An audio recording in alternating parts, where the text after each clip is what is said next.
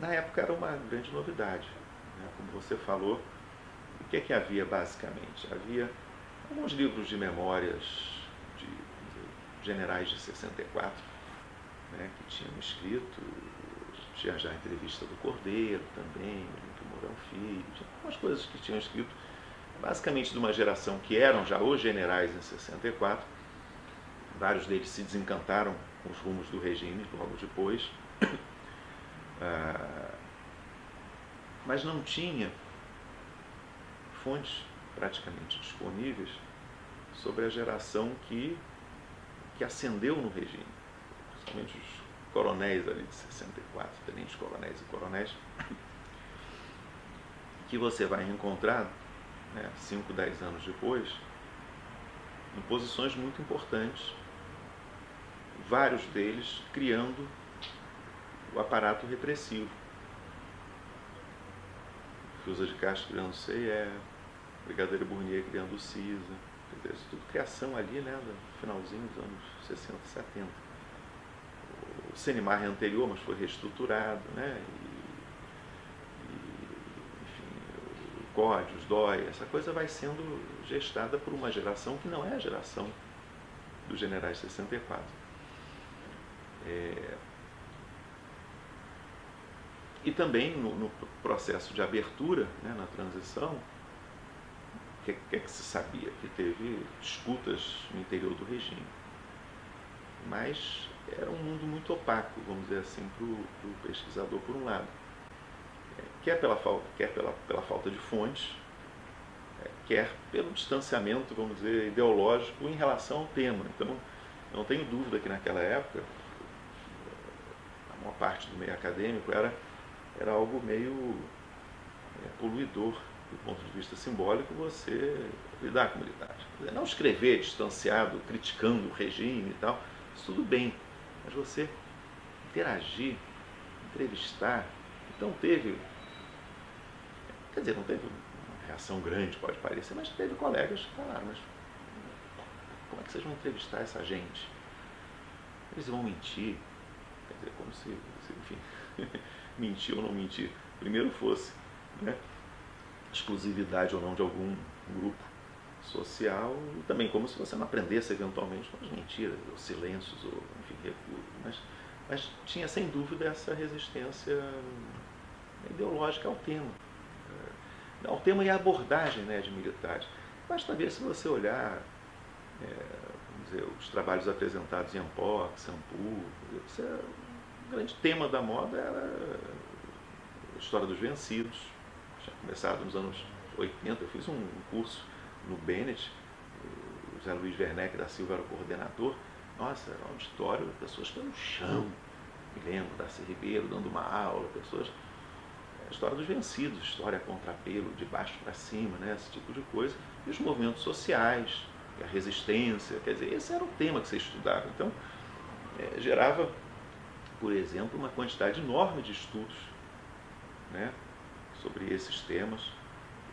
Na política sobre PT, por exemplo, que era ainda, enfim, muito pequeno como partido, mas desproporcionalmente estudado em relação aos partidos que estavam no poder há muito tempo, né? Tinha muito pouca coisa sobre Arena MDB e depois sobre PDS e PMDB e PFL e tal, uma enormidade, né, de tudo. Isso, evidentemente, tem uma dimensão de introduzir um tema novo, pouco explorado, pouco pesquisado, como, né, essa história dos vencidos e tal.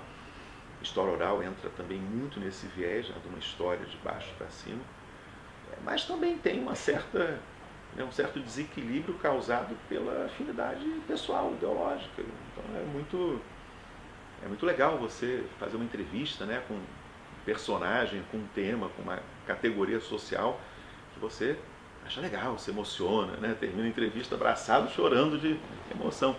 No nosso caso não era isso. A gente achava que era importante, né, produzir uma fonte documental. Do meu ponto de vista, principalmente, né, que não era o meu tema de pesquisa no doutorado, era outro muito distante. A história oral, ela é um método, que tem a característica de produzir a fonte à medida que é exercido. Quer dizer, você exerce o método produzindo uma fonte que é o resultado que é a entrevista gravada.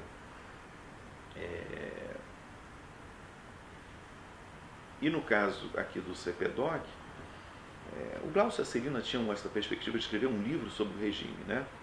Não propriamente um projeto de história oral com entrevistas publicadas. Quer dizer, isso era mais insumo, né? Pelo menos essa é a minha lembrança da época para o livro. Eles organizaram um livro de artigos e tal. A ideia era escrever um livro sobre o regime militar, um livro mais abrangente. Mas aí fizemos um conjunto grande, né? Se não me engano, foram 18 pessoas entrevistadas. 3 não deram carta de sessão, pararam pelo meio, ficamos acho que 15 que aí no final, em 94, um editor, que era o da Alberto Sprecher, né, da Relume do Mará, ele ia ter os 30 anos do golpe, né? E aí, não sei como a Celina teve contato com ele soube, me interessava em publicar alguma coisa. A gente falou, tem as entrevistas e vamos então, né, enfim, selecionar nas entrevistas os trechos sobre 64 e tentar organizar um livro. Isso teve que ser feito correndo, porque tinha o prazo, né, vamos dizer, da comemoração, entre aspas, de 64. Aí fizemos, eu fiz muito isso também, de recortar, editar, né, mostrei para a Celina. O Glaucio já tinha voltado, ou estava voltando para os Estados Unidos, agora não me lembro. E foi nesse processo que surgiu mais claramente o projeto de história oral. Quer dizer, as coisas vão acontecendo também à medida que você vai, muitas vezes, trabalhando com material.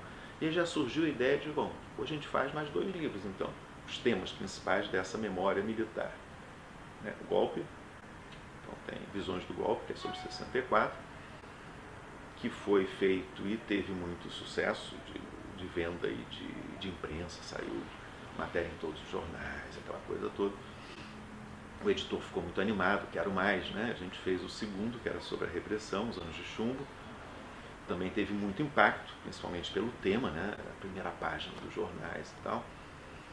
E isso em 94 ainda. E um pouquinho mais à frente, em 95, um terceiro, A Volta aos Quartéis, que é sobre a abertura. Quer dizer, as entrevistas do projeto tratavam de outros temas também, mas a gente recortou o que tinha, vamos dizer, de mais consistente e substancial, né, ali, que pudesse agregar nesses grandes temas, né, que são centrais, né, o golpe, a repressão e a abertura. Então nos ajudaram a ter uma visão que não havia de fato antes sobre, né, o regime desde dentro, desde essa geração que, como eu disse, ascendeu em postos muito importantes, inclusive no aparato repressivo, vários deles, não todos, mas vários deles, e que nos permitiram, vamos dizer, perceber com mais clareza vários pontos que não estavam antes. A recepção acabou sendo muito boa, embora tivesse gente muito incomodada, alguns colegas, né, coitados, não sei o que e tal, mas acho que o resultado acabou sendo muito positivo em termos de ter uma fonte disponível. Muitas pessoas fizeram pesquisa. E essa questão de, mas a pessoa vai falar, vocês vão dar poder, o poder da memória. Eu falei, gente, a pessoa teve poder de fato, entendeu? Tanto poder, a gente que está. E além disso, tem a perspectiva de que vários deles, alguns casos são muito marcantes nesse projeto. Eu sempre falo, às vezes a pessoa se enforca com a própria língua. Deixa a pessoa falar, estimula ela a falar, e a pessoa fala demais. Fiuza de Castro, por exemplo, a de Fiuza de Castro que a gente entrevistou. Ele contou detalhes, né, de tortura, claro, dizendo, não, eu não fiz, mas ele falava detalhes que causou um mal-estar profundo entre os militares. Uns acharam que ele estava senil, que não podia ter feito aquilo. Quer dizer, essa imagem, principalmente, de que havia uma grande unidade, a memória militar, eu acho que esse é o grande resultado. Você tem memórias militares concorrentes, divergentes e inimigas, não só adversárias, inimigas entre si.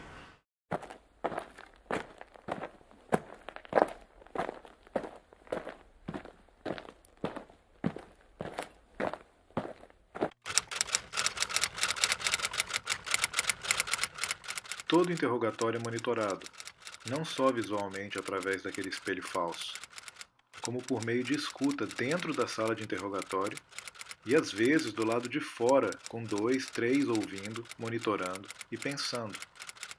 O interrogador que está dentro também recebe instruções do pessoal de fora para fazer certas perguntas, mas o preso não os vê. Normalmente o camarada que cai, vamos usar o jargão deles e meu também, ou seja, foi preso, entra num estado de pânico e de perturbação muito forte.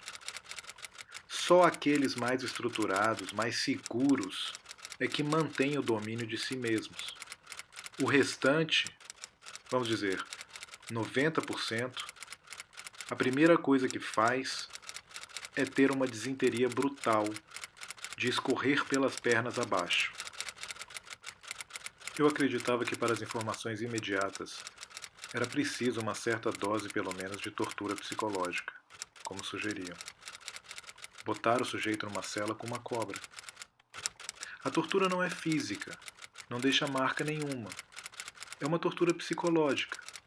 Mesmo que a cobra seja uma jiboia, o sujeito fica apavorado.